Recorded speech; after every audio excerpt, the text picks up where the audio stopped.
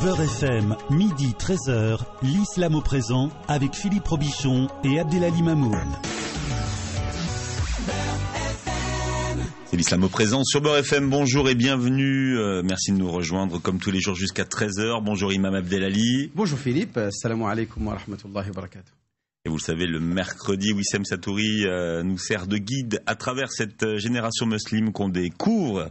Bonjour Wissem. Attendez, vous êtes au coin, on vous a pas donné de son encore. Alors dites bonjour. Bonjour Philippe, bonjour l'imam. Comme il y a un gros plateau aujourd'hui, vous êtes au coin là aujourd'hui, Wissem. Mais j'aime bien, c'est une très belle position. Bien. Je suis impressionné, tout le monde est à l'heure aujourd'hui. C'est ma fête. Vous voulez faire votre édito avant que je présente les gens ou pour introduire le sujet ? Allez s'il vous plaît, Wissem. C'est parti. Alors avec cette chronique qui est un peu tirée par les cheveux cette semaine, puisque je me suis aperçu en fait que la pratique du hijab... Je me suis aperçu. Philippe. Non, c'est parce qu'il démarre. Ah, c'est comme ça. D'accord. Bon. Je me suis aperçu que la pratique du hijab était très présente chez les hommes politiques, mais pas n'importe quel hijab. C'est bien un hijab qui cache leur racisme.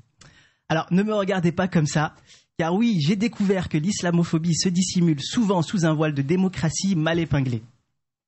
Tellement que la plupart du temps, ce sont des mèches énormes qui apparaissent aux yeux de tous. Surtout le matin, vous savez, quand on sort de chez soi, qu'on est mal réveillé et qu'on se retrouve dehors avec une paire de chaussures dépareillées, bah là c'est pareil. Quand on est un islamophobe et qu'on se lève le matin pour aller très tôt dans les matinales de RTL par exemple, et qu'on essaie de bien mettre son voile républicain pour y aller, mais qu'on a oublié quelques épingles et que ce sont des grosses mèches comme des paquets de spaghettis qui apparaissent soudainement au vu de tous. Tel que Monsieur Tesson qui a déclaré c'est pas les musulmans qui apportent la bip en France, des déclarations qui apparaissent comme des grosses mèches de cheveux qui fuient de ces hijabs. Alors Monsieur Tesson, cachez-moi ces pensées honteuses que nous nous saurions tolérer, mais il n'est pas le seul. Je crois que Elsa Ray du CCIF devrait offrir quelques tutos hijab à ces hommes politiques afin qu'ils apprennent à ne divulguer leur vraie nature que dans leur famille proche. Ça nous libérerait l'esprit puisque vous ne pensez pas que leur nudité, pour le coup, est une vraie fitna pour la société. Montrer ses cheveux en plus mal coiffés, mais c'est haram. Et même si Chalgoumi dit que ça a été mal compris, qu'il avait le droit de se découvrir les cheveux en public et que Tarek Obrou va lui aussi déclarer qu'une théologie préventive dans une optique d'acclimatation anthropologique doit être l'épiscope pour comprendre la portée clinique de la déclaration de Roger Kuckerman, par exemple, eh bien cela n'en est pas moins grave. Car Roger Kuckerman, qu'on devrait surnommer Kickerman pour qualifier ses soudaines volontés de kicker les musulmans sur Europe 1, a plus que dérapé il y a 2 semaines. Et je me demande pourquoi aucune plainte n'a encore été déposée contre ce monsieur. En plus, plus les politiques se dévoilent les cheveux, plus la société se déprave. À un moment donné, je crois qu'il faut le dire, un hijab est une obligation pour tous les politiciens. Car à défaut de changer leur mentalité, au moins qu'elle soit bien cachée. Sinon, l'amende risque d'être salée. Et pour un pain au chocolat, aujourd'hui, on peut écoper d'une grosse exclusion du show politique parce que sous Hollande, ça ne cause plus comme ça. Jeu de mots. L'islamophobie matinale, c'est de la Sarkozy, un symptôme bien connu du populisme d'extrême droite. La plupart de ceux qui portent bien leur hijab veulent faire quelque chose aujourd'hui pour changer l'islam. Le CFCM n'a pas marché, alors plutôt que de retourner à la case départ, on va faire case neuve. Avec un nouveau projet d'organe représentatif de l'islam de France, Cazeneuve a annoncé que les musulmans devaient être accueillis les bras grands ouverts et se sentir aimés par leur pays à Toulouse. En attendant, on attend de voir à quoi ressemblera ce nouveau monde. En tout cas, une chose est sûre, c'est qu'il ne faut plus que ça cause comme ça en France et que l'on trouve des solutions solides et complexes pour améliorer l'organisation des musulmans de France et pas des trucs rapides et mal fichus comme la déclaration d'Alain Jakubowicz à la télé récemment, que surnommé désormais Jakubowicz, car régler le radicalisme, c'est vite fait, bien fait. Utiliser la violence pour fermer les mosquées salafis de France et ce sera réglé. C'est ce qu'il a déclaré sur iTélé il y a 1 semaine à peu près. D'ici là, j'espère qu'avec Yannis Ismail, par exemple, on trouvera des solutions pour régler ce problème de l'islamophobie en France et plus largement de l'organisation de la communauté musulmane. Alors, nos invités aujourd'hui, Sarah Maboub, qui est là, bonjour. On peut quand même applaudir et féliciter quand même On applaudit pas dans l'émission, mais on peut applaudir. J'ai trouvé que c'était du bon boulot. Applaudir, je sais pas si on applaudit, c'est son travail, Meuf de la Libre. Enfin, si vous voulez, allez-y, applaudissez-le. Ouais, j'applaudis alors. Voilà. J'ai des réserves, moi, sur votre chronique. On en reparlera tout à l'heure. D'accord. Pourtant, je l'avais lu avant. Non, mais c'est la pertinence que j'ai appréciée. Mais c'est pertinent. Alors, Sarah Mahboub, qui est avec nous, membre du CRI. On rappelle ce que c'est que le CRI. Oui, c'est la coordination contre le racisme et l'islamophobie. Donc, le CRI, c'est une association qui a pour but de défendre toutes les discriminations, qu'elles soient envers les Noirs, des discriminations envers les gens pauvres, et bon, notamment aujourd'hui contre l'islamophobie, en fait. D'accord. Vous existez depuis 2008. D'accord. La différence avec le CCIF, par exemple, puisque c'est une question qui revient souvent.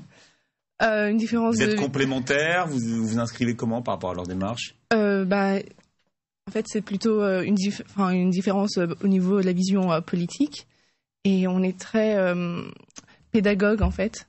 On essaye de véhiculer le vrai message de l'islam, par exemple en faisant des manifestations, par exemple en distribuant des roses le 8 mars pour véhiculer l'image de la femme. Qu'est-ce qu'on fait? On fait aussi, on est très présent au niveau juridique, en fait, pour défendre les musulmans qui. Vous êtes juriste, vous êtes juriste vous-même. Oui, c'est ça. Ouais, Wissem posait une question. Pourquoi, par exemple, il n'y a pas eu de plainte de déposer suite aux déclarations sur Europe 1 de Roger Kuckerman. On s'occupe déjà pour l'instant de Monsieur Tesson. Donc on a eu une audience mardi qui s'est plutôt bien passée au niveau civil. Donc la décision est attendue pour le 17 mars. Donc normalement on va voir. Et il est également. J'ai cru comprendre qu'il y avait un dépôt de plainte qui avait été fait à l'encontre de Roger Kuckerman. Pas du CRI. Par la LDJM. Il y a eu une LDJM, exactement. Une volonté de plainte ou une plainte. Exactement. Volonté de plainte. Alors, c'est Enis Chebboub que vous avez entendu. Bonjour. Bonjour. Bienvenue sur Beurre FM. Donc vous êtes président de l'association musulmane de Noisy-le-Grand. Oui. Vous êtes porte-parole pour la marche qui aura lieu donc samedi 14 mars, puisque vous appelez à une marche européenne. Porte-parole de l'UAM 93. Exactement. L'Union des associations musulmanes du département de la Seine-Saint-Denis. Exactement. Donc en fait, à l'échelle locale, je suis le président de l'association des musulmans de Noisy-le-Grand. Je suis membre de l'UM 93 et j'ai été désigné conjointement par l'UM 93 et le CRI qui ont appelé à une marche sur Paris le 14 mars, justement pour dénoncer, sensibiliser l'ensemble des Français sur ce mal qui commence à prendre de l'ampleur, qui s'appelle l'islamophobie. Avoir peur de l'islam, on ne peut pas le reprocher aux gens. Mais le fait qu'on alimente cette islamophobie et qui pousse les gens à passer à l'acte et à s'en prendre aux biens et aux personnes pour leur appartenance religieuse, c'est un délit.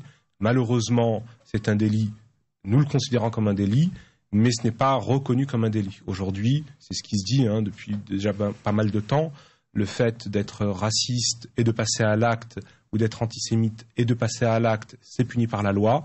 Mais aujourd'hui, le fait de s'en prendre aux musulmans pour leur appartenance religieuse, ce n'est pas un délit au même titre que le racisme ou l'antisémitisme.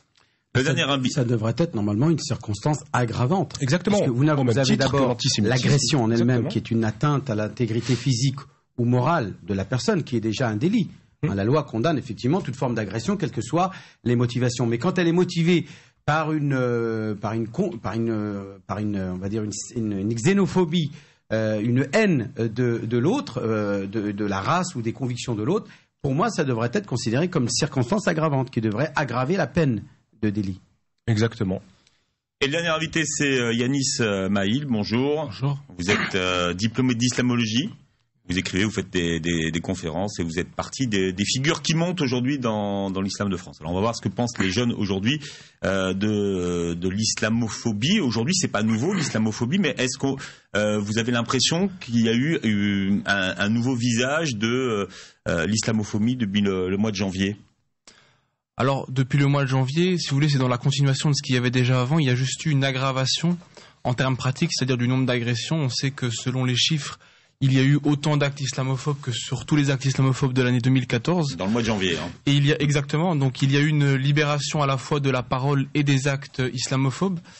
Mais dans le même temps, c'est-à-dire que moi j'ai vu une sorte de contradiction, c'est que j'ai remarqué d'un point de vue médiatique et politique un accru d'intérêt pour la question de l'islamophobie, la nécessité de parler des amalgames, du fait d'éviter les amalgames, mais dans le même temps, un certain nombre de mesures assez répressives qui font l'amalgame entre les musulmans pratiquants et ceux qui pourraient dévier dans la violence. Le mot est employé, d'ailleurs, facilement aujourd'hui dans les médias. Ça a changé parce que le mot islamophobie n'était pas tellement employé dans tous les médias. Vous avez tout à fait raison. Il y a eu tout à un moment donné un certain nombre d'intellectuels qui contestaient le terme islamophobie, mais en fait pour mieux contester sa réalité, inventaient un certain nombre de théories complètement farfelues et superficielles, que ça serait un terme qui viendrait des mollahs d'Iran. Des universitaires ont démontré que c'était faux, et le terme islamophobie renvoie en fait à la question du racisme anti-musulman. Et aujourd'hui, même si effectivement le terme est beaucoup plus utilisé par des responsables politiques, jusqu'à François Hollande dernièrement, j'ai assisté hier en direct au discours de Manuel Valls à Strasbourg, et il a toujours refusé d'utiliser le terme. Non, parce qu'il y a effectivement l'idée de dire que quand on parle d'islamophobie, c'est-à-dire le fait de ne pas approuver ou d'avoir un sentiment, pourquoi pas même de rejet à l'égard d'une idéologie. Et ça, tout le monde a le droit de l'avoir. Effectivement, je peux rejeter l'idée chrétienne, juive, athée ou philosophique, marxiste, etc. Ça n'est pas une transgression de la loi. Mais que cette haine de cette pensée-là engendre des comportements, on va dire, délictueux, eh bien là, effectivement, là, on est dans la transgression de la loi, et nous on a décidé de l'appeler l'islamophobie. Est-ce qu'il n'y a pas de l'islamophobie justement en refusant le terme islamophobie? Mais il y a un problème aussi du terme, c'est que le terme a été défini, il y a une définition qui est déposée maintenant de l'islamophobie, qui est d'agir en fonction d'une appartenance présupposée à l'islam d'une personne pour la discriminer tout à fait. Donc là, la définition.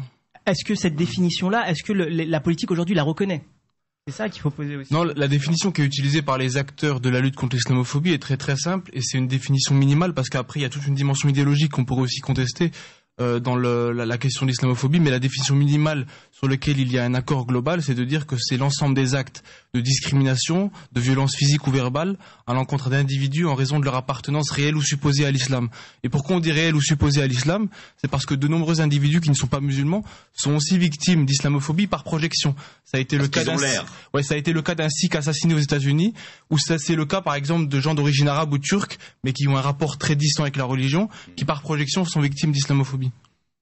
Il y a une question qui revient. Alors, le fait d'avoir un Premier ministre qui refuse d'employer le mot, alors que le ministre de l'Intérieur maintenant l'emploie, et que le président commence à y aller un petit peu dessus, est-ce qu'on peut dire qu'il y a une islamophobie d'État ou pas? Alors cette islamophobie, je veux dire, c'est un constat, on le voit. Aujourd'hui, ne serait-ce que sur le traitement médiatique des délits, on voit qu'il y a un réel problème. Tout à l'heure, Yanis évoquait les chiffres de l'islamophobie depuis le mois de janvier.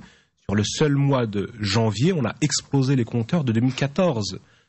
C'est alarmant, c'est grave. Mais pourtant, la sonnette d'alarme n'est pas... on n'en entend pas parler dans les médias. Aujourd'hui, le cas Sekni, dans la région lyonnaise, où il y a eu une rafle des 5 enfants parce qu'on supposait que les parents partaient pour la Syrie, et qu'après un mois, il est fallu, alors que le papa a été libéré après les 48 heures ou les 24 heures conventionnelles parce que le dossier était totalement vide, on leur a pas rendu leurs enfants. Donc aujourd'hui, pour supposition, pour doute, on a enlevé 5 enfants de leurs parents.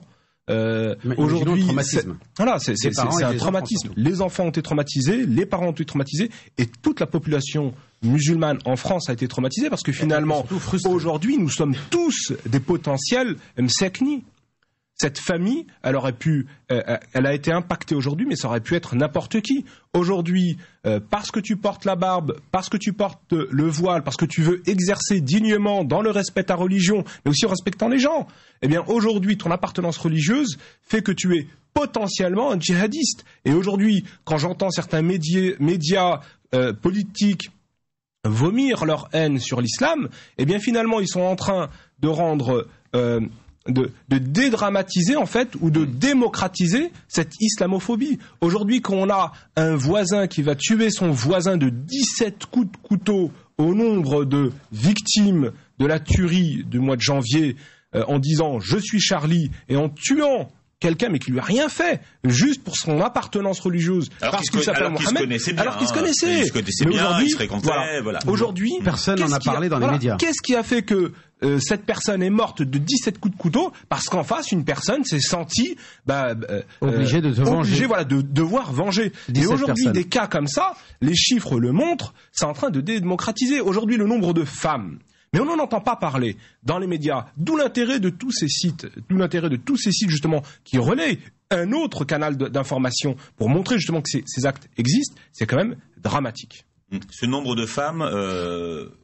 Aujourd'hui, on a des femmes qui, tout en allant faire leurs courses, en allant retirer de l'argent, ils se font arracher leur voile. Elles sont en train de marcher librement, elles sont crachées dessus, insultées. C'est dramatique. Aujourd'hui, mais qu'est-ce qui a poussé ça? Le fait justement que la classe politique, les médias alimentent cette haine. Aujourd'hui, elle est décomplexée finalement. Exactement. Aujourd'hui, est-ce que ça a un sens de dire que les médias n'en parlent pas, puisque de toute façon, avec les médias, avec Internet, avec l'information essor de toute façon. Oui. Bien sûr. Ce qui pose la question, c'est qu'au bout d'un moment, les médias qui sont en périphérie vont obliger les autres médias à en parler. Aujourd'hui, ce qui fait l'actualité, ce qui fait l'opinion publique, c'est les médias. Plus on va parler d'une chose, plus les gens vont être convaincus d'une chose. Aujourd'hui, à force de parler de l'islam, de mettre sur la scène publique l'islam et les musulmans, fait qu'il y a encore quelques années, 3 Français sur 4 pensaient que l'islam était incompatible avec la République. Rappelez-vous, il y a moins d'un an, un sondage avait été mené sur la compatibilité entre l'islam et la République. Moi, ça m'a choqué. Ça veut dire que 3 Français sur 4 sondés avaient une parfaite connaissance du droit français et de l'islam. Et ont jugé que les deux étaient incompatibles. Bien, vous pourrez intervenir dans le débat tout à l'heure au standard de l'islam au présent 01 53 48 3000 01 53 48 3000. Beurre FM, midi 13h, l'islam au présent avec Philippe Robichon et Abdelali Mamour. Tous les jours, de 20h à 21h30, les informés sur Beurre FM. On est dans un pays de lâches, dans un pays de racistes. Frondeurs, c'est peut-être excessif comme mot, je les appellerais plutôt les boudeurs. En fait, les propos qui seront poursuivis, les violences sont commises par les musulmans. Ensuite, il peut très bien dire que le matin, en se brossant les dents, il a dansé sur Chop. Le mec, on n'a même pas besoin de tacler, il se tacle tout seul, c'est un auto-tacle. Les informés, actu, débat et clash. Tu peux me citer une phrase maintenant, islamophobe, de la part de François Hollande? Faut arrêter de dire des contre-vérités. Il n'y a aucune cohérence dans ce que tu dis. Tu es pas crédible. T'es énervé. Mais c'était pas un gauchiste. Ça l'est toujours. Mais c'est ça, justement. C'est parce qu'il est gauchiste. Parce qu'il est gauchiste. Les informés, présentés par Abdelkrim Branine, tous les jours, de 20h à 21h30, sur Beurre FM. Quand Noroto entend... Je sais pas vous, mais moi quand je dois changer mes pneus, alors là financièrement, ça tombe toujours mal. Noroto répond, on a tous droit à la sécurité. Noroto s'engage à vous garantir toute l'année les prix les plus bas sur tous les pneus, en magasin comme sur Noroto.fr. Que ce soit Michelin, Bridgestone ou toutes les grandes marques, si vous trouvez moins cher, Noroto vous rembourse la différence. Noroto. Modalité en magasin et sur Noroto.fr. Regarde, il est pas mal, non? Ah ouais, il est beau comme ça, luisant au soleil. Musclé, mais pas trop. Il fait son petit effet. Il paraît que si tu l'essayes, t'as une chance de le gagner. Quoi? Attends, tu parles de quoi? Du nouveau Ford EcoSport garé là-bas. Pendant tout le mois de mars, il est à partir de 14 990 €, avec un crédit exceptionnel. Et si tu l'essaies chez Ford, t'as carrément une chance de le gagner. Tu parlais de quoi, toi? Du beau brun à côté. Ah lui? Pas sûr que tu puisses le gagner en l'essayant. Voir conditions et règlements sur Ford.fr, les filles. Portes ouvertes les 14 et 15 selon autorisation. Quand on sait que vos yeux font plus de 100 000 mouvements par jour, soit plus de 36 millions par an, imaginez la fatigue au bout de 56 ans. C'est pourquoi, chez Grand Optical, nous avons créé la première offre qui grandit avec l'âge de vos yeux. Jusqu'au 20 avril, avec l'offre pourcentage, à 56 ans, vous avez 56% de réduction sur votre monture. Grand Optical, rien n'est trop grand pour vous. Conditions magasin, dispositif médical CE, demandez conseil à votre opticien. J'adore! C'est l'anniversaire Centracor. Et c'est de la folie. 5 Renault Clio, 20 tablettes à gagner. Et plus de 200 000 € de bon d'achat. Courez vite en magasin pour l'anniversaire Centracor. J'adore. Allez chez Centracor. Trouvez vite votre magasin Centracor sur centracor.com. J'adore. Jeux gratuits sans obligation d'achat jusqu'au 21 mars dans les magasins participants, voire règlement sur centraccord.com. L'entretien auto moins cher près de chez vous, c'est yakaroulé.com. Commandez en ligne simplement, faites livrer le garage près de chez vous, faites monter et économisez. C'est facile de bien entretenir sa voiture avec yakaroulé.com. Yakaroulé.com, votre voiture va adorer et votre porte-monnaie aussi. C-E-A. Toi, mon toit, toi, mon jean à moi. Je répète, toi, mon toit, toi, mon jean à moi. Fêtez le printemps avec la nouvelle collection CEA. Le jean est dans tous ses états. Pour l'achat de 2 jeans, le deuxième est à moins 50%. Vite, adoptez le style qui vous va si bien. CEA. Offre valable jusqu'au 10 mars, voire conditions en magasin. Bureau d'enregistrement des rêves, bonjour. Euromillion My Million. Venez avec vos rêves. Ce vendredi, super jackpot Euromillion de 100 millions d'euros minimum. Oh, c'est beaucoup ça. À partager au rang 1, voire règlement. Jouer avec excès comporte des risques. Appelez le 09 74 75 13 13. Appel non surtaxé. Beurre FM, midi 13h, l'islam au présent avec Philippe Robichon et Abdelali Mamoud. Nous parlons de l'islamophobie et de sa nouvelle forme aujourd'hui en France et Imam Abdelali à l'occasion d'une marche qui est organisée donc le 14 mars prochain, donc c'est une grande marche européenne. Donc on va en parler. C'est à 14h30, je crois, à la place de la République. Alors, c'est ça? Voilà, donc en fait, ce sera le 14 mars. Donc il y a donc les formalités administratives qui sont en cours. Et donc bien sûr, vous pourrez suivre toutes les infos sur le site de l'UAM93.com. Donc voilà, à partir de 14h30 sur Paris, avec tous les détails donc sur le site. Et c'est très important finalement de prendre part à cette marche.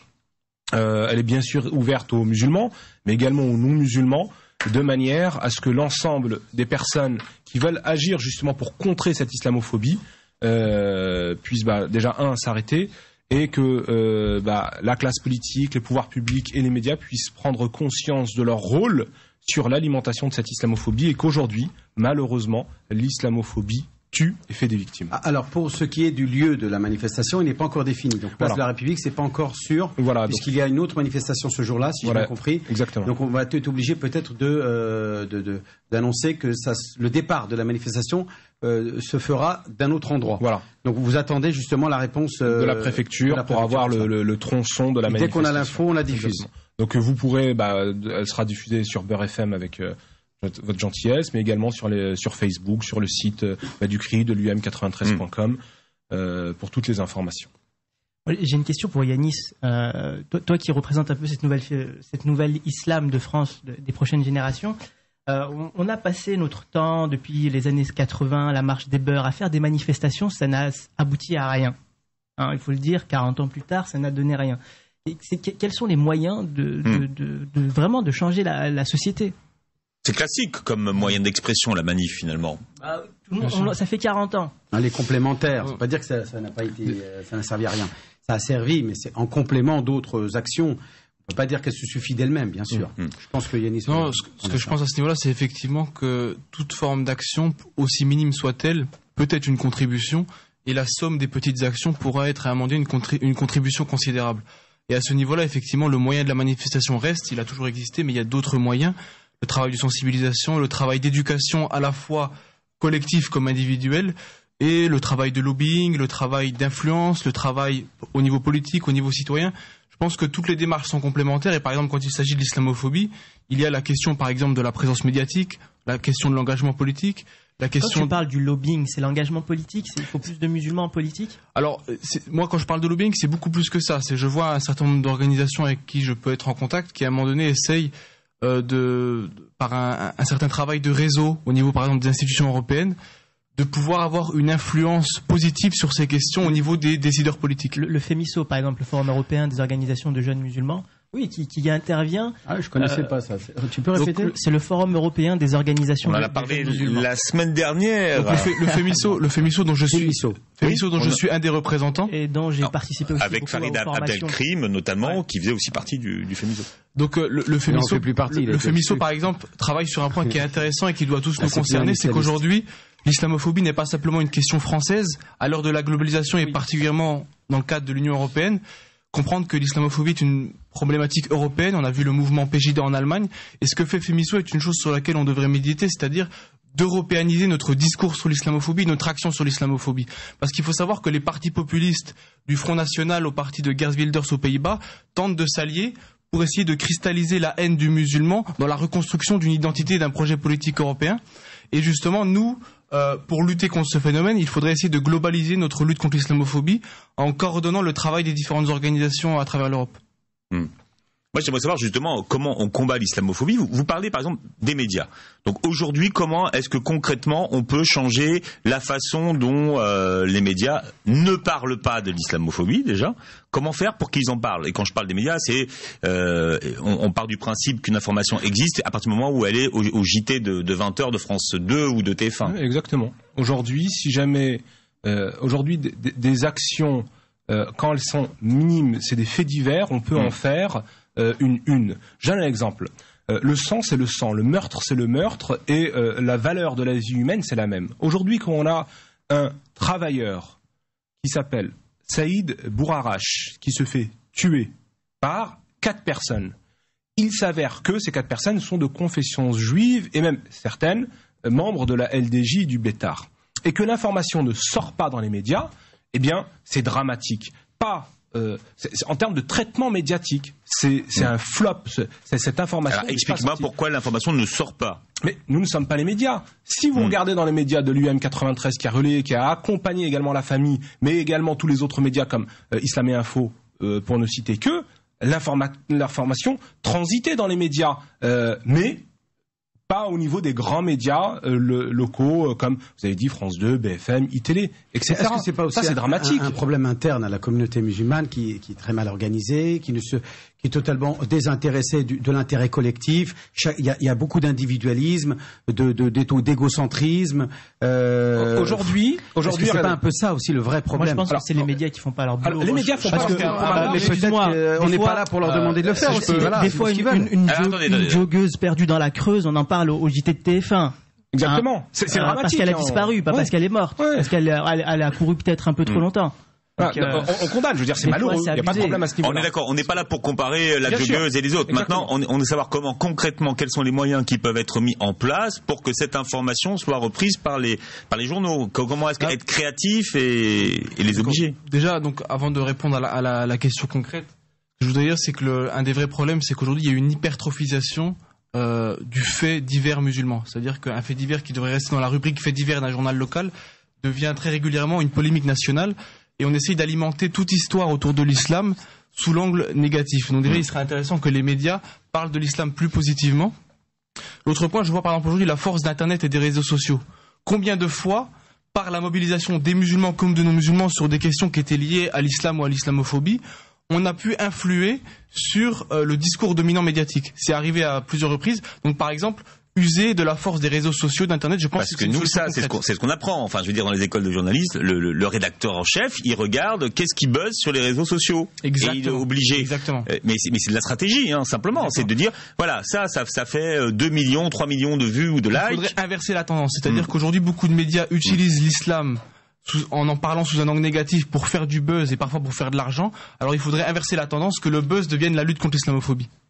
Exactement, et que les personnes qui sont censées représenter l'islam et les musulmans en France puissent réellement agir au nom de l'islam et des musulmans en France en dénonçant ce genre de choses. Aujourd'hui, c'est pas normal de voir des personnes sur des plateaux télé censées représenter l'islam et les musulmans et finalement ils dénoncent pas ce genre de choses. Pour que ça arrive justement dans les chaînes des médias, faut que lorsque ces personnes-là sont invitées par les médias, puissent le dénoncer. Aujourd'hui, c'est ce qu'on fait. C'est pas une islamophobie latente que de mettre en avant ces gens-là pour dévaloriser ou plutôt ou banaliser. Je rejoins totalement. Pose la question de finalement cette personne en allant sur le plateau télé et en vomissant lui-même sa haine sur l'islam et les musulmans, mais ça sert à qui? Et finalement, il alimente lui-même l'islamophobie du fait de sa prestance, du fait de son dialogue, de son discours. Finalement, il rajoute de Moi, j'ai entendu une fois un recteur de la mosquée de Paris dire la violence est intrinsèque à l'islam. D'accord, mais est-ce qu'aujourd'hui c'est pas de l'islamophie interne à on dénie aux musulmans le droit à une représentativité légitime, et ça, c'est une forme d'insulte à la communauté musulmane. D'accord, mais aujourd'hui, ce qui a changé depuis le mois de janvier, c'est que les représentants musulmans qui accèdent aux médias sont plus nombreux, mais eux-mêmes, les nouveaux, ne dénoncent pas cette islamophobie dans les médias. Enfin, je les entends pas. Parce que c'est un problème politique. C'est parce que c'est politique ? Bah bien sûr. Je pense que ils ne défendent pas les intérêts des musulmans. Quand on les entend parler sur BFM ou sur iTélé, ils ne vont pas défendre les intérêts des musulmans. Ils se disent représentants des musulmans de France. Mais quand vous allez voir un musulman dans la rue, il se dit mais déjà qui c'est le garçon et je crois pas qu'il défende mes valeurs. Et quand il est reçu à l'Élysée et après il y a une poignée de main qui est demandée par les journalistes en plus avec le représentant, je crois que c'était du CRIF, c'est ça voilà.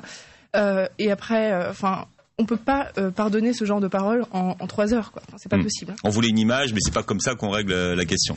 Ouais. Bien, on parle de l'islamophobie ce matin jusqu'à 13h. Vous interviewez pardon pour ceux qui attendent au standard au 01 53 48 3000. Beurre FM, Rail et R&B. Et sur Beurre FM, il est 12h30.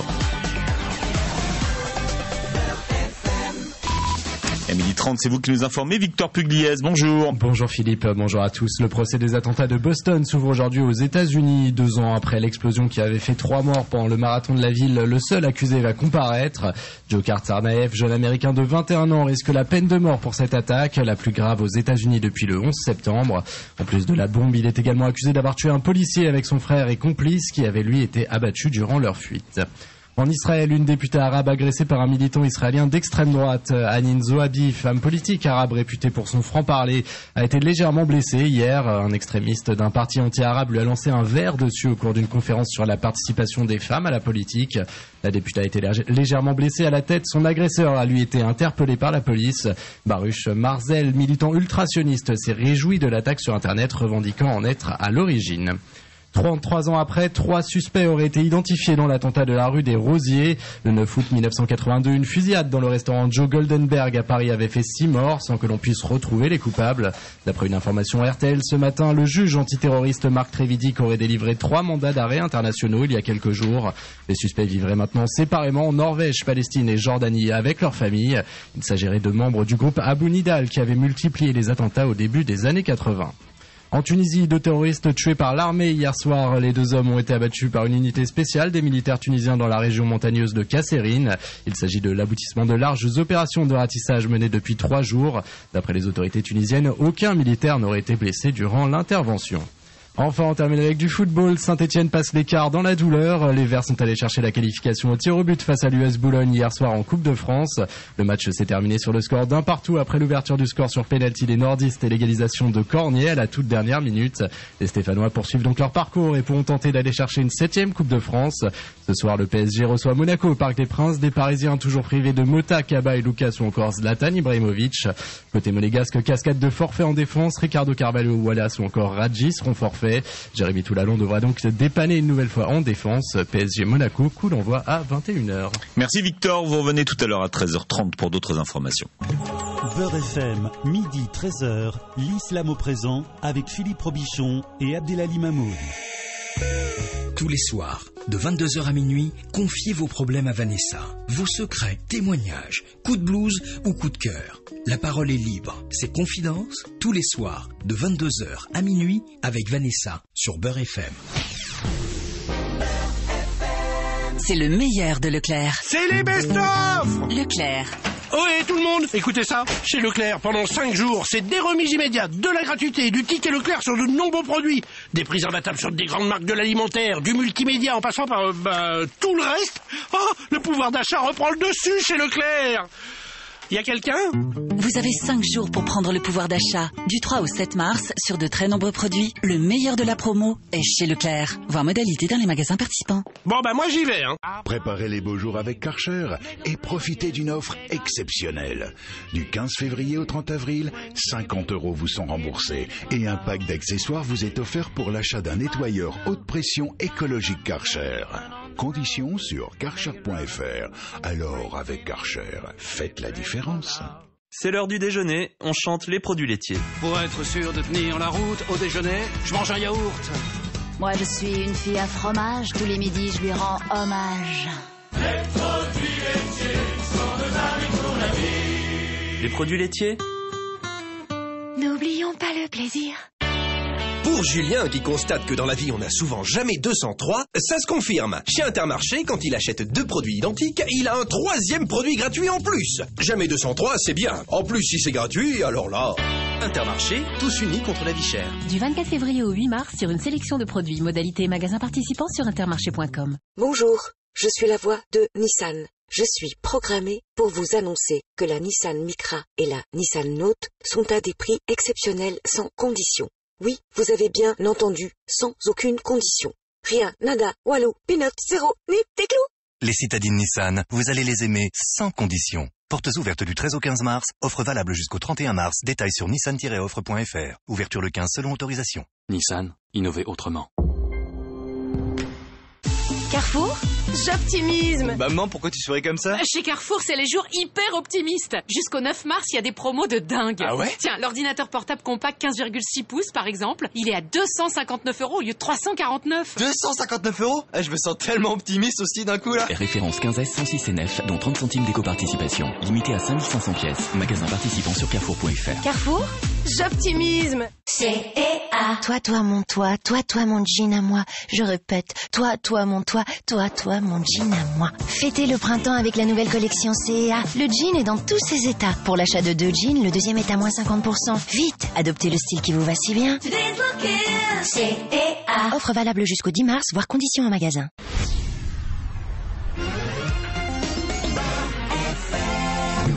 Beurre FM 01 53 48 3000, le standard de l'islam au présent vous est ouvert. Et avec nous, Imam Abdelali, sur ce plateau, en plus de Wissem Satouri, il y a Sarah Mahboub, qui est membre de la coordination contre le racisme et l'islamophobie, le CRI. Nous avons Enis Cheboub qui est là avec nous, et puis Yanis Maïl, qui est également membre du CRI et qui... Non ? Vous n'êtes pas membre du CRI? Ah bon, sur ma fiche, vous m'avez dit que vous étiez membre du CRI, mais en tout cas, vous faites partie de cette nouvelle génération des islamologues dont on entend beaucoup parler. C'est Wissem qu'il faudra tirer les oreilles. 01 53 48 3000. Karim est avec nous. Bienvenue, Karim. Allô? Oui, on vous écoute, Karim. Bonjour à tous. Donc moi, je me présente. Je m'appelle Karim, j'ai 59 ans. Je suis né en France, dans les Hauts-de-Seine. Je ne remercierai jamais assez la France de m'avoir élevé, de m'avoir vacciné quand j'étais petit, d'avoir fait de moi un étudiant, un diplômé, un cadre supérieur, de m'avoir permis de m'évanouir, pardon. Oui. Évanouissez-vous après l'émission. Oui. Par contre, depuis une dizaine d'années, je me sens plus français. J'ai toujours cru que je mourrais, que je serais enterré en France, parce que j'ai toujours considéré que c'était ma patrie, que j'en avais pas d'autre. Et depuis 10 ans, je sais que je ne suis plus français.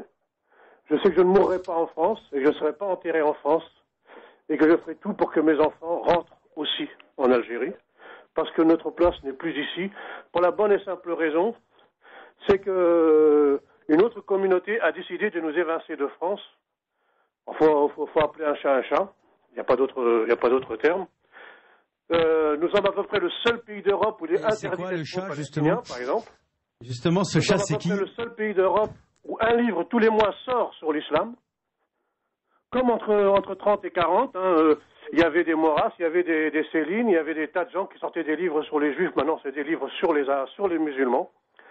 Et c'est la seule communauté à qui on impose 2 critères. Soit, quand on veut se défendre, on nous dit « mais vous n'allez pas nous imposer la charia, on dit ce qu'on veut ». Et quand on veut pratiquer notre religion, on nous impose la laïcité. On vit comme de véritables bêtes traquées. Je veux dire, tout à l'heure, quelqu'un parlait de l'islamophobie. Comment voulez-vous combattre l'islamophobie quand sur tous les tons on vous dit l'islamophobie, monsieur ou madame, est une opinion. On ne combat pas les opinions. Les gens ont le droit d'être islamophobes.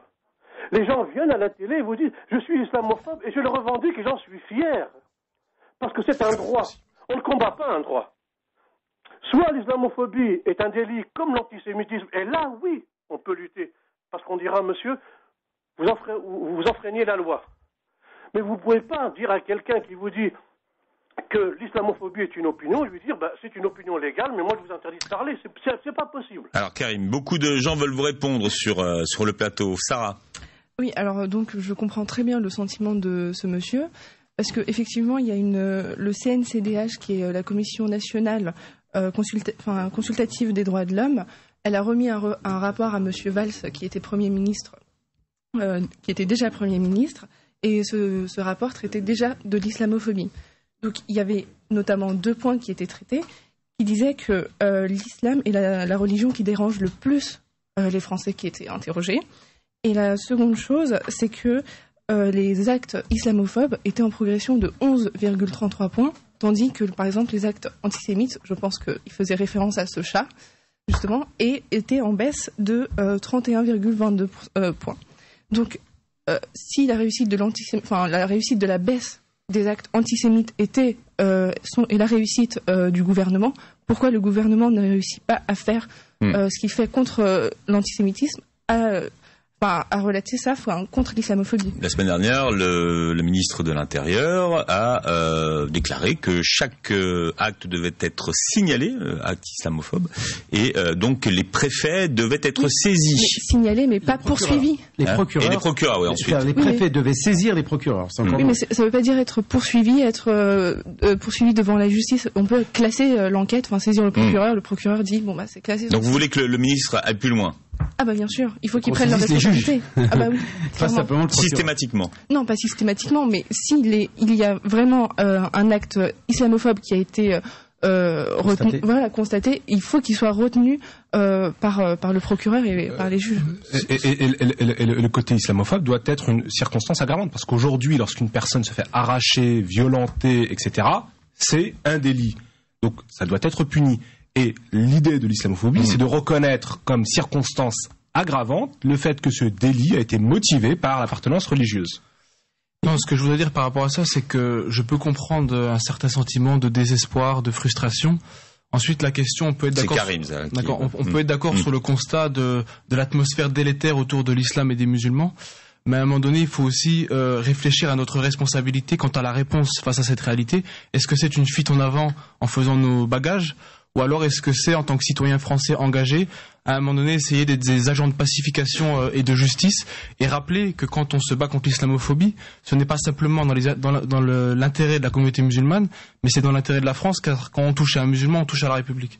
Exactement. Et malheureusement, ce discours, on l'entend pas. C'est catastrophique parce que moi, pendant 2 ans, j'ai été un des représentants de la France à la conférence internationale du multiculturalisme, à Caux, en Suisse. J'ai rencontré des personnes de 200, je crois il y avait des nationalités, il y avait énormément de nationalités.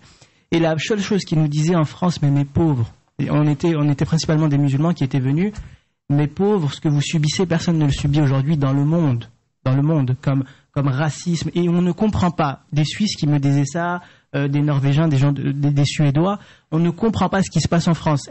Et il y avait cette dame d'Afrique du Sud qui me disait, mais je comprends pas comment toi tu peux subir du racisme parce que tu es blanc.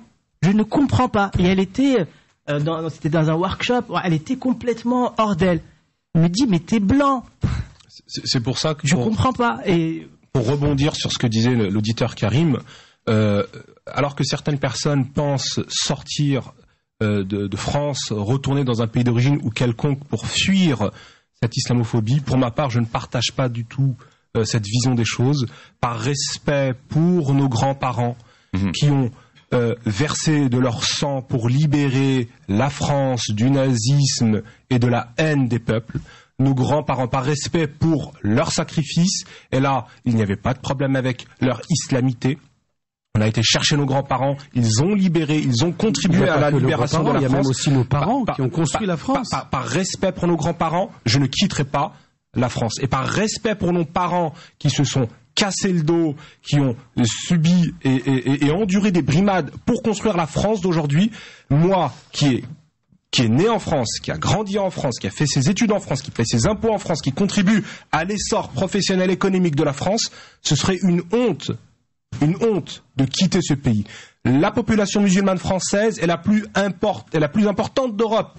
Il y a 7,5% de la population française qui est de confession musulmane, et c'est la plus importante d'Europe. C'est une honte. Combien même l'islamophobie et que la haine de l'islam et des musulmans est importante et grande en France, je pense qu'il serait honteux pour notre part de fuir. Et religieux que je suis, Allah subhanahu wa ta'ala dit Alif Lam Mim afahasiba an-nasu an yaqulu amanna wa hum la yuftanoun. Alors que Allah nous a prévenus. Nous savons que pour notre foi, pour nos convictions religieuses, Allah va nous éprouver. C'est l'épreuve que nous subissons et combien même nous devions partir dans d'autres pays, ce n'est pas régler le problème. Je veux régler et aller dans la continuité du travail de nos grands-parents et de nos parents. Yanis. Alors il y a un point qui me semble important d'évoquer. L'auditeur parlait à la fin de son intervention de la question de la légalité. Aujourd'hui, on peut tenir des propos islamophobes sans être inquiété légalement. Alors je pense que là il y a deux niveaux. Il faut savoir que tout propos qui s'attaque à un musulman parce que musulman est condamnable dans l'ordre du pénalement. En revanche, effectivement, certains savent jouer avec les limites de la loi et peuvent tenir des propos qui ne relèveront pas du racisme caractérisé, mais participeront au renforcement des préjugés islamophobes dans la société.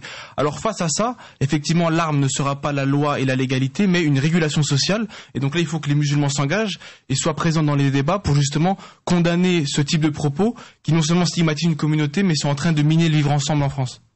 Merci Karim. Il surfe sur l'islamophobie pour récupérer des voix du Front National. Il y a une instrumentalisation politique de ce phénomène. Ça, il faut le dire.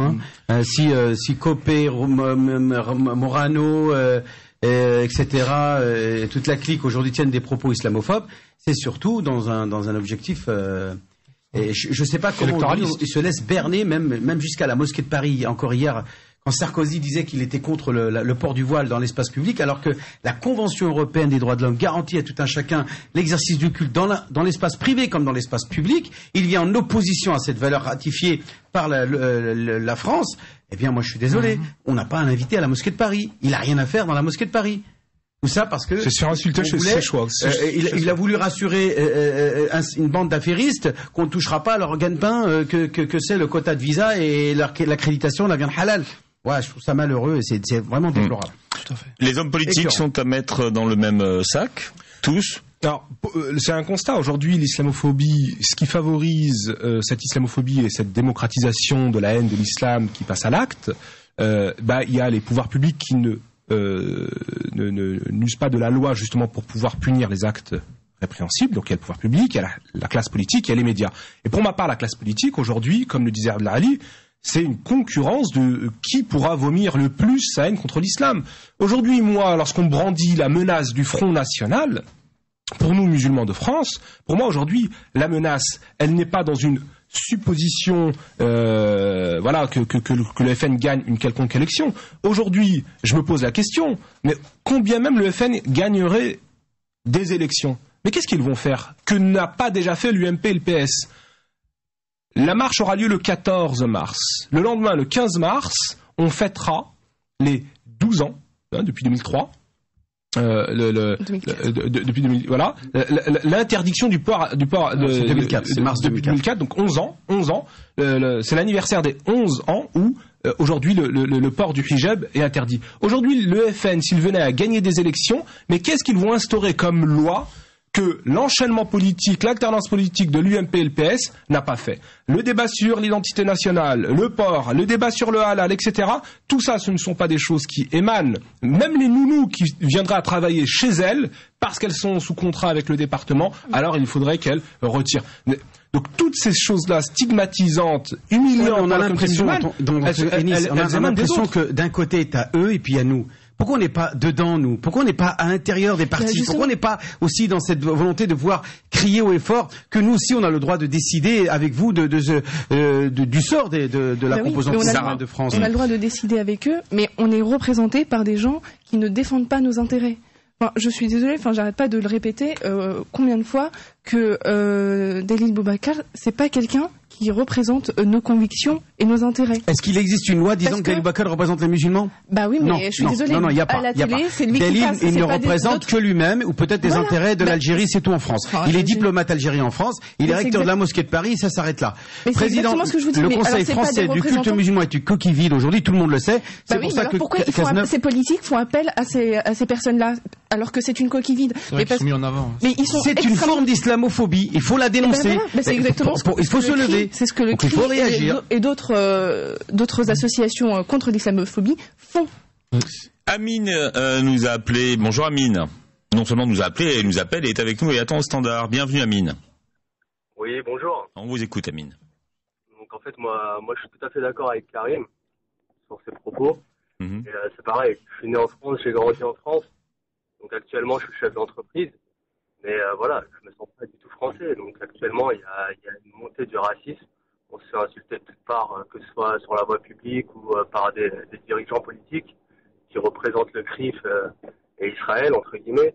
Donc voilà, on se sent plus du tout en sécurité, on se sent plus du tout chez nous en France. Donc c'est vraiment aberrant. Alors que moi-même, j'ai grandi en France et je suis né ici. C'est un pays qui m'a donné des valeurs, mais je me sens plus du tout chez moi. Est-ce que vous êtes, Amine, fait personnellement insulté? Oui, tout à fait. Ben, actuellement, je veux pas vous mentir, je roule en gros cylindré. Et c'est même des contrôles de police, c'est des contrôles de faciès. C'est directement, on sort le pistolet pour un simple contrôle de police. Il n'y a pas très longtemps, je me suis fait contrôler par la police. Donc j'ai demandé pourquoi on me braquait. Oui, ce contrôle du plan Vigipirate, je leur ai expliqué, écoutez, plan Vigipirate, vous n'avez pas à sortir votre arme pour un simple contrôle de police. Donc on m'explique que c'est un plan Vigipirate, mais je pense que c'est plus un délit de faciès. Donc actuellement, il y a une montée du racisme, que ce soit dans les services. Quel rapport avec le CRIF et les Juifs dans l'histoire? Parce qu'on mélange un peu tout et n'importe quoi. Il y a un délit de faciès, certes, qui est provoqué par... Actuellement, il y a un rapport, c'est que le CRIF est représentatif de la France, on est d'accord? Mais attends, pourquoi tu dis ça? Normalement, ça n'est pas vrai. Il n'y a pas de loi qui dit que, ou de circulaire, qui dit accordant au CRIF une quelconque pouvoir au sein de l'autorité française. C'est vrai, Abdelali, ce que tu dis. Mais moi, j'ai été choqué il y a quelques mois lorsque il y a un lobby comme plein d'autres lobbies, des lobbies laïcards, des lobbies sionistes, des lobbies chrétiens aussi. Et pourquoi il n'y aurait pas de lobby musulman? Mais aujourd'hui, si on voit, pourquoi on n'est pas là? Aujourd'hui, les gens, lorsqu'ils voient notamment le travail de l'UAM l'UAM 93, qui essaye de favoriser le dialogue entre les associations locales qui visent à doter la population musulmane de locaux adaptés pour exercer leur culte, donc des mosquées. Donc ils essayent justement de nouer le dialogue entre ces associations locales et aussi les décideurs politiques pour favoriser justement, ça s'appelle aussi un lobbying. Et malheureusement, les gens décrivent ce lobby notamment l'UM 93, alors que ce lobby il existe. Par le CRIF, excellent, moi je dis. C'est l'exemple des musulmans de France. Le M93 est l'exemple. Rien que le gala, le dîner annuel qu'ils organisent tous les ans, est un véritable lobbying politique qui a une influence et une conséquence extraordinaire dans le département de la Seine-Saint-Denis. Mais ce lobby-là, si tous les musulmans faisaient la même chose dans tout le territoire, je peux dire que là, on pèserait lourd. Et l'objectif de ces dîners, c'est justement de faire asseoir sur la même table, et ça a été magnifique, de mettre sur la même table des députés, des maires, des sénateurs, avec leurs administrés, et qu'ils puissent échanger autour d'un repas convivial sur nos attentes. Aujourd'hui, beaucoup de... Et après, on dit, c'est du clientélisme. Alors, c'est pas du clientélisme. Aujourd'hui, je vais répondre justement à cette fausse information. Aujourd'hui, lorsqu'on a des lobbies pharmaceutiques, de vente d'alcool, etc., eux, on les décrit pas comme des lobbies. Aujourd'hui, l'alcool tue, mais ils n'arrivent pas, les pouvoirs publics, politiques, à l'Assemblée nationale, pour essayer de descendre la consommation d'alcool, non pas à 0,8, mais à 0. Parce qu'on sait très bien qu'une personne qui prend un verre, ça va le tenter pour le deuxième, le troisième, le quatrième. Donc aujourd'hui... Là, il est à 0,2, là. Donc aujourd'hui, il faut, moi pour ma part, c'est parce que je suis musulman, mais je considère que si jamais on veut éradiquer les violences routières, notamment dues à la consommation d'alcool, il faut pas réduire à 0,8, à 0,2, à 0,1, puisque de toute façon, un verre amène le deuxième, amène le troisième, et du coup, on se retrouve avec des chauffards. Pour moi, ça doit être baissé à 0. Celui qui conduit, il ne boit pas du tout le copain d'information, mais les lobbying, ils ne laissent pas ce genre d'information passer pour la simple et bonne raison qu'il y a un lobby lié à l'industrie de l'alcool qui pèse lourd dans l'Assemblée nationale. Et exactement la même chose. Donc l'UM 93 fait un travail de lobbying, mais pour favoriser le mieux vivre ensemble. Et donc voilà, c'est honorable. Rendez-vous donc le 14 mars avec cette grande marche contre l'islamophobie. Donc on a parlé de Paris, il y a des marches dans d'autres villes de France, à Strasbourg par exemple, Tennis, vous marchez? Alors à Strasbourg, je ne sais pas s'il y a... Je sais qu'il y en a une à Metz, à Belfort, dans la région de l'Est.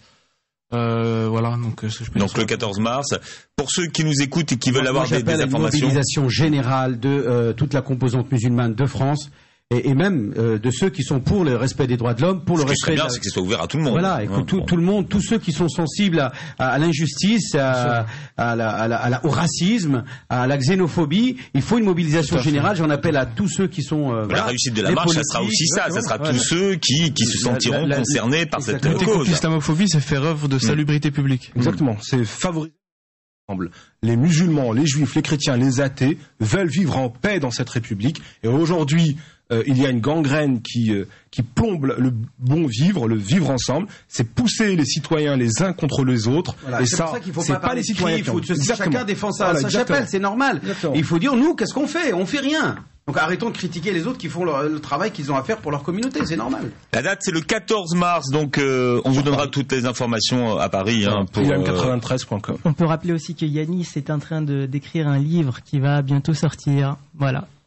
Mais bientôt sortir, ça n'est pas une date. Surprise. Ah, c'est une surprise. C'est du teasing que vous faites. Vous revenez la semaine prochaine, Wissem, et on vous retrouvera demain entre midi et 13h. On parlera des femmes demain, puisque c'est bientôt la journée internationale de la femme. Tout à fait, c'est ce week-end, je crois. C'est ce week-end, voilà, c'est le 8 mars. Merci d'avoir été avec nous. Très belle journée sur Beurre FM. Beurre FM, midi 13h, l'islam au présent avec Philippe Robichon et Abdelali Mamoud.